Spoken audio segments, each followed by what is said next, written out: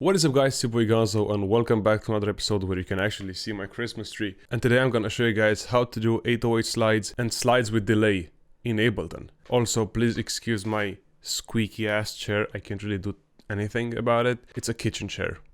Who gives a f***? I got two examples for you guys so you actually know what to expect. I just whipped them up real quick and yeah, they sound like this. This is the melody.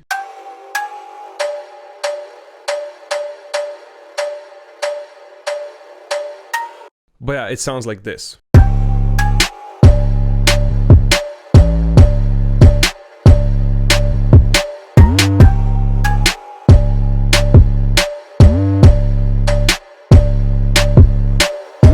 I'm actually gonna break it down and I'm gonna recreate it for you in a second. Hello?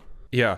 And this is the second example, which is the delayed slides. You know, you can do this however you want, but I'm just gonna show you like the basic idea of it.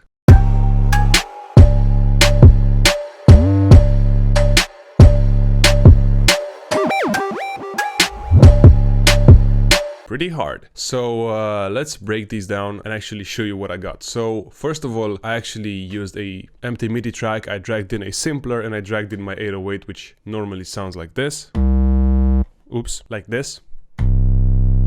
I didn't really do too much besides some EQing, and I actually enabled the warping on the sampler just so, you know, normally if I would go one octave higher, that's it, the 808 just plays, you know, faster. But if I enable the warping and I set it to complex, you can tell it's already longer. So, you know, it can help in some scenarios and it doesn't really affect the sound too much. Like, I don't really feel a difference, so it's good. Basically, the reason why I still have the MIDI is because I duplicated it. So let's just recreate this. I'm just gonna drag in the melody. I'm also gonna copy the normal 808 pattern and I'm gonna paste it here as well. And now basically what I will do is just Control D. I'm gonna right click this one, freeze track. I'm just gonna let it do its thing faster. And once again, right click and then flatten. So now we have the audio version of the MIDI basically. And the only reason why I do it like this is because I find myself having some, not necessarily glitches, but sometimes, you know, using the envelopes, it tends to just up a little bit. So, you know, I'd rather have it as an audio file rather than the MIDI. So I'm just gonna drag the version with the slides under it so we can get an, I guess, a template so we can follow it. So we're gonna turn this to this.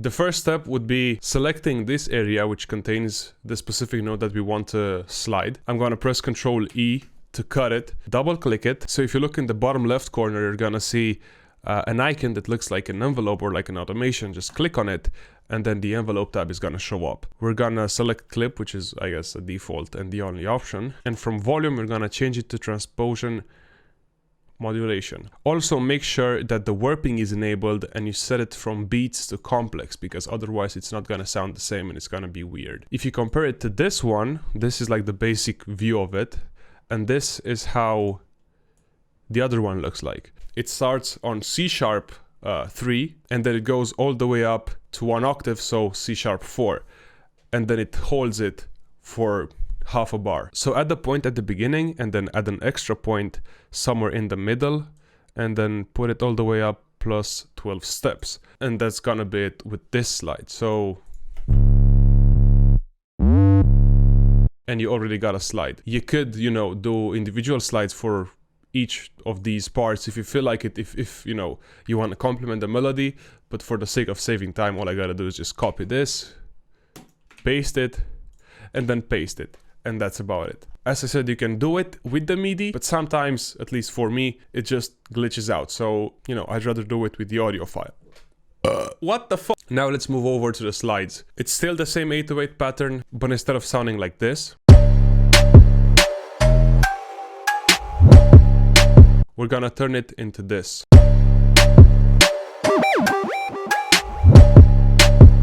So how did I do this? It's basically the same thing, but I played with the envelope, so it's gonna look something like this. It basically goes from C sharp or whatever the note is, or E, all the way up to 3 octaves, and then it holds it for like 2 beats, and then it goes down 1 octave, and then it goes up 2 octaves, and then it holds it again, and then it goes back 2 octaves. So it's gonna sound like this.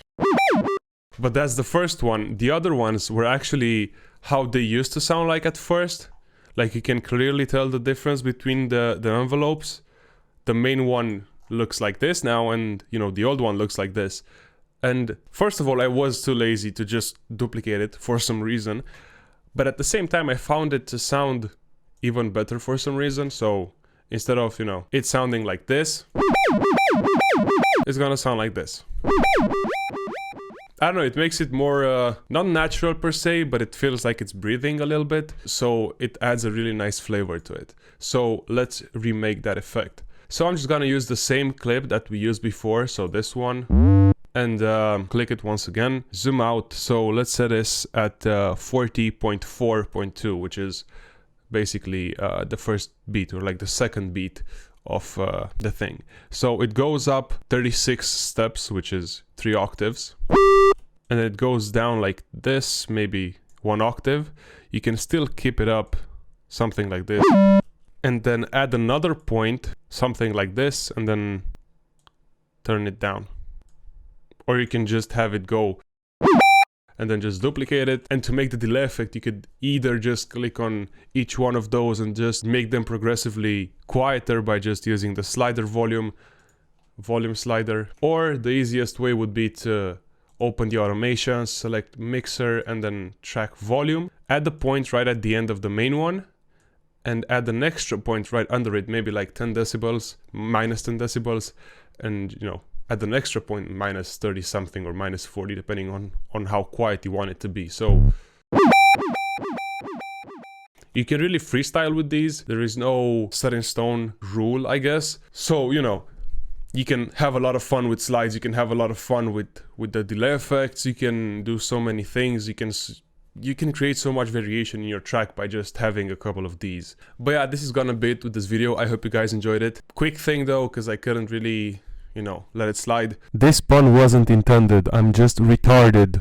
You might be asking yourself why there are no FL Studio tutorials. I don't really want to go too much in details, but I don't have a license anymore, so I'll probably have to use Ableton for the next 1 month, 2 months, I don't know exactly. But I'm gonna try to get a new license as soon as I can, just because I can't really switch my content like this and expect people to still watch it. But yeah, this being said, thank you so much for watching this video. It was your boy Gunsoww, and I'll see you guys in the next one. Bye bye.